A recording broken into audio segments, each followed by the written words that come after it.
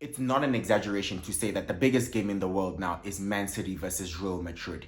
City and Liverpool have been the biggest game over the past few years before that, and Real Madrid and Barcelona before that, but it's without a shadow of a doubt that every single year we look forward to Man City and Real Madrid, and they always deliver. Last season, at the Bernabeu, 3-3, screamers from both sides, from Valverde, from Phil Foden, from Guardiola, and then it's a 1-1 draw at the Etihad Stadium. It goes all the way to penalties. Real Madrid win the penalty shootout and they go on to win the trophy. Whoever wins the Real Madrid and City game ends up winning the trophy lately. That's been the trend. The season before that, 1-1 at the Bernabeu, Vinicius Jr. with a screamer, De Bruyne with a screamer. The second leg, Man City literally tear Real Madrid apart at the Etihad like they've never been done before in Champions League history. 4-0 drumming of Real Madrid. City then go on to win the title.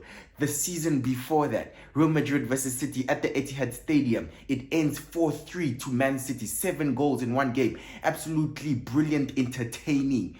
But with 5 minutes to go, literally 90 minutes, City leading 1-0 after a goal by Mahrez at the Bernabeu, and Real Madrid 2 down again. Rodrigo comes up with 2 last-minute goals to take it to extra time, where then Benzema scores a penalty and Real Madrid end up winning the tie on aggregate. Literally another game that's went all the way to extra time, and on their road to winning the trophy again that season, Real Madrid had to beat City. It seems like it's the trend. The season before that, in 2020, where City beat Real Madrid home and away at the Bernabeu and at the Etihad 2-1, they got to the final but then narrowly lost out to Chelsea. So that's the one exception, but it seems like to get to the final and more likely to win the trophy, you have to either beat Man City or Real Madrid. And that has been the trend. And to me, it's no doubt that that is the biggest game of football right now. The rivalry has been so intense. Remember, City needed to exercise those demons of that remontada, that comeback by Rodrigo and Real Madrid, with Ancelotti just doing this to literally take it away from Pep Guardiola. They had to exercise those demons to go again the next season, beat Real Madrid again and win the title. Real Madrid then got their revenge. They beat City the next season and won the title. It's as simple as that, right? And now we have Vinicius Jr. versus Rodri for that Ballon d'Or, where Rodri won the Ballon d'Or, and there was a lot of outrage and disappointment from Real Madrid and anger that they didn't even show up to the ceremony. They didn't show sportsmanship and clap for others when it was their turn. However, Vinicius Jr. went and won FIFA Best, right? So, again, another element of spiciness in this rivalry that will be on show.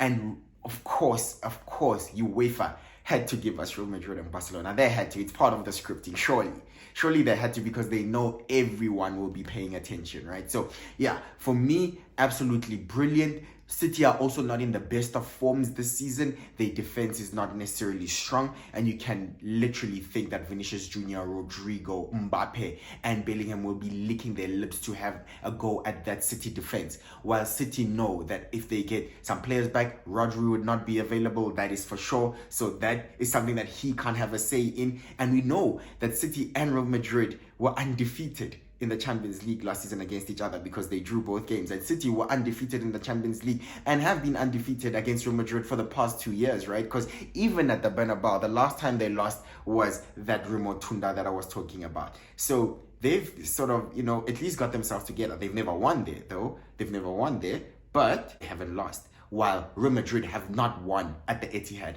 at all recently. So very, very interesting fixture. I do think Real Madrid are in a better position to go and win this game, but I do think City, especially being at home, they need to win that first game, because we even know that winning that first leg at home might still not be enough, because Real Madrid can come back and turn it around at the Bernabeu. And for me, if City survive at the Bernabeu, then they win the game. If City survive at the Bernabeu and they don't lose the game at the Bernabeu, then they have more of a chance of going through to the round of 16.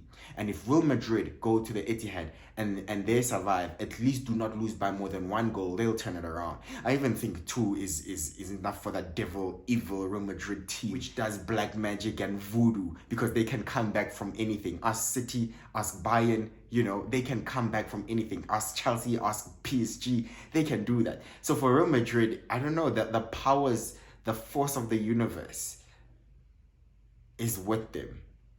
The force is with them, that is for sure. So I think it's going to be interesting. The fact that Man City's at home first leg, it's a must win for Pep Guardiola's side at the Etihad. It's a must win, and they must do it comfortably, because even 3-0 I believe might not be enough, because Real Madrid can still turn it around at the Bernabeu. So they literally have to win 4-0 or something at the Etihad. But I definitely do think Real Madrid are in a better position. I just think City's defense are in shambles, and now we also going to get a Haaland versus Mbappe piece of the puzzle, piece of rivalry again. And we know Haaland hasn't necessarily delivered in this fixture, but now with Mbappe being on the other side, will Haaland now step up to the plate and show himself? As we've picked them to be our next Messi versus Ronaldo battle.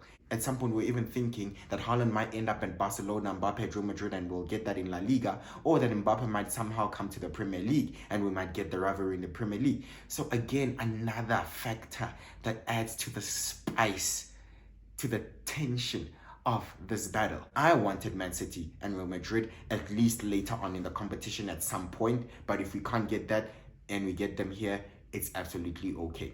You have to do it the hard way to win the Champions League. We've seen City on their route to winning the Champions League, beating Bayern Munich, the kings of Germany. They beat Real Madrid, the champions of Spain and the champions of UCL. And they beat Inter, the champions of Italy, in the final.